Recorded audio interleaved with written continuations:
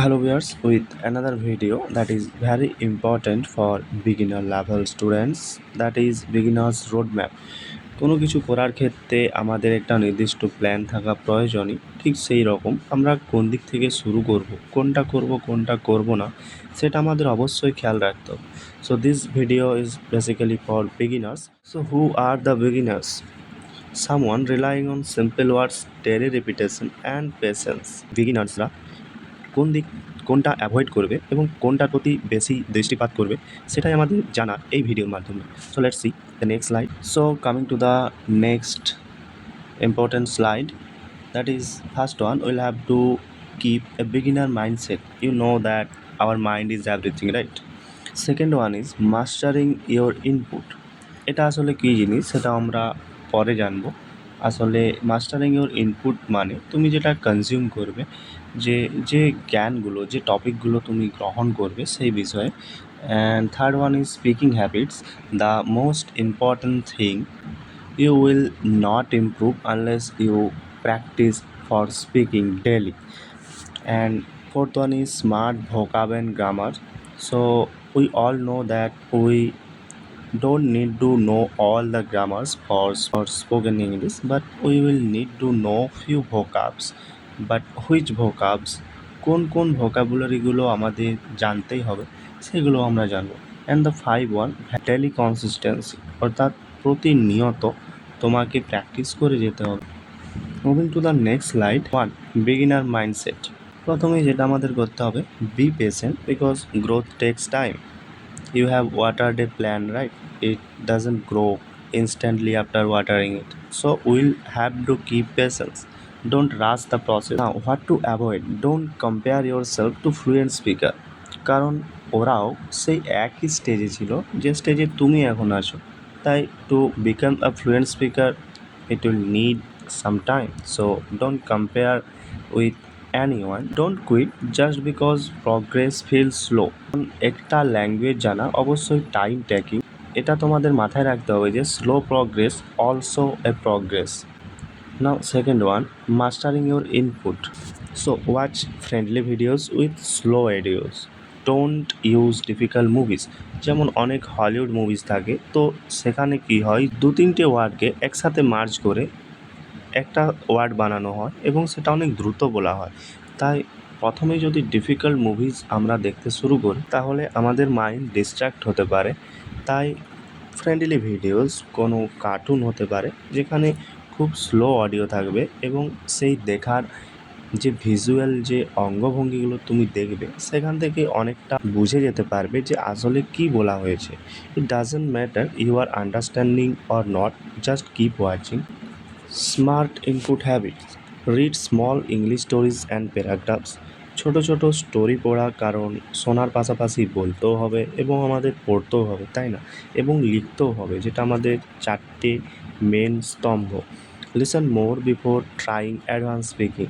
Don't ignore listening practice. এক তো আমাদের শুনতে হবে, অর্থাৎ লিসনিং করতে হবে, যেটা খুবই ইম্পর্ট্যান্ট একটা ল্যাঙ্গুয়েজ শেখার জন্য। এবং যেটা করতে হবে, রিডিং করতে হবে। তার জন্য কোনো বড় প্যারাগ্রাফ নয়, স্মল ছোটোদের জন্য যে স্টোরি তৈরি করা হয়ে থাকে সেই স্টোরিগুলোই আমরা পড়তে পারি এবং সেখান থেকে আমরা অনেক ভোকাবুলারি কালেক্ট করতে পারি। কিন্তু কীরকম ভোকাবুলারি আমরা এখন জানবো, সেটাও আমরা জানবো পরের স্লাইডে।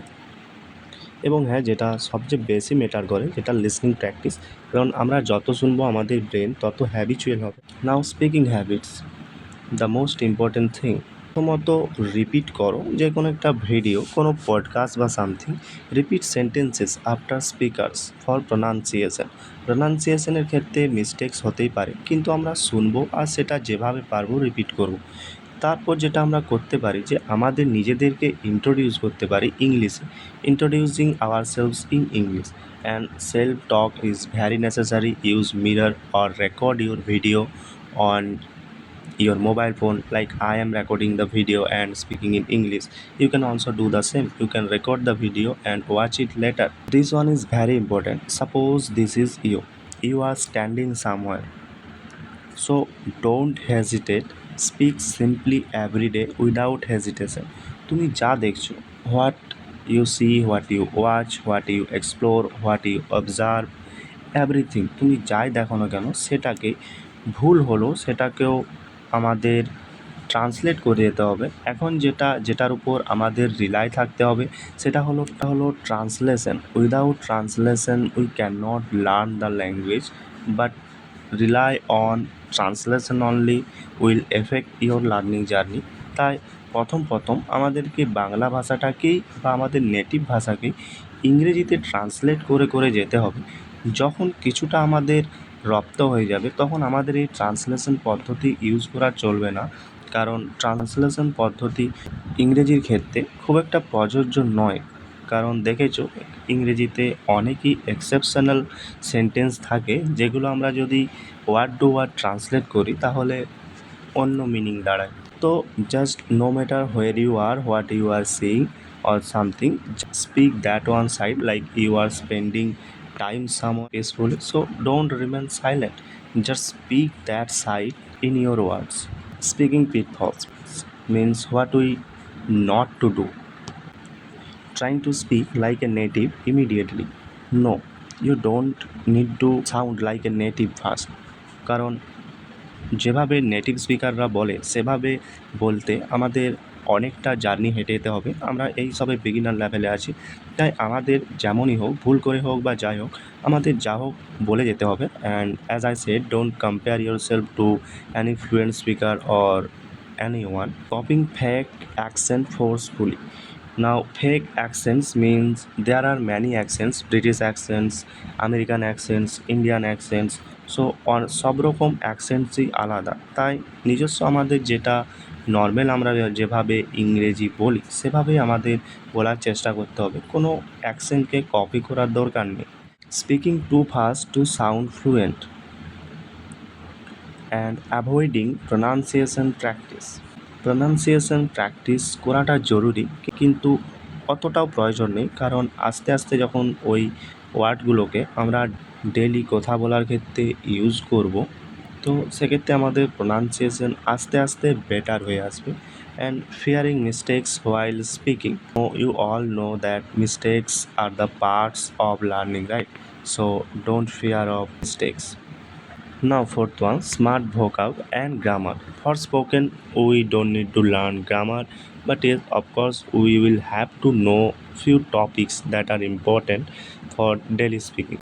ভোকাবুলারির ক্ষেত্রে যেটা আমাদের করতে হবে যে কোনো বিশাল হার্ড কোনো কমপ্লিকেটেড ওয়ার্ড আমাদের জানার এখন প্রয়োজন নেই। আমরা শুধুমাত্র সেই রকম ওয়ার্ডসেরই মিনিং জানবো যেগুলো কমন ডেলি ইউজের মধ্যে পড়ে। আমরা যেগুলোকে ঘিরে আছি অর্থাৎ আমাদের চারিপাশে যা রয়েছে, কোনো বাসনপত্রকে ইংরেজিতে আমরা কীভাবে বলবো, সেটাকে সেন্টেন্সে কীভাবে ব্যবহার করব, আমাদের এইটুকু ভোকাবুলারি জানতে হবে, যেগুলো আমরা দৈনন্দিন জীবনে যত জটিল ভোকাবুলারি মনে করতে যাবে তত ব্রেনের স্ট্রেস পড়বে। Same as grammar, don't start with advanced grammar. There are many small topics you can start from. That's are basic and simple. The must doing thing, start with greetings, good morning, and after greeting how will you continue your conversation with him. Now daily consistency, the last thing which matters more. Build confidence with small sustainable habits. আপনি just শুধু ছোট ছোট কিছু অভ্যাসের মাধ্যমে, যে অভ্যাসগুলো আমি বললাম, সো সেগুলোকে যদি আমি হ্যাবিট তৈরি করে দিতে পারি এবং if we can practise for 10 to 15 minutes daily, then we can definitely make progress. So use simple vocabulary, don't break consistency, and be patient. Small 15 minutes habit will you start today? Let me know in the comment section, okay?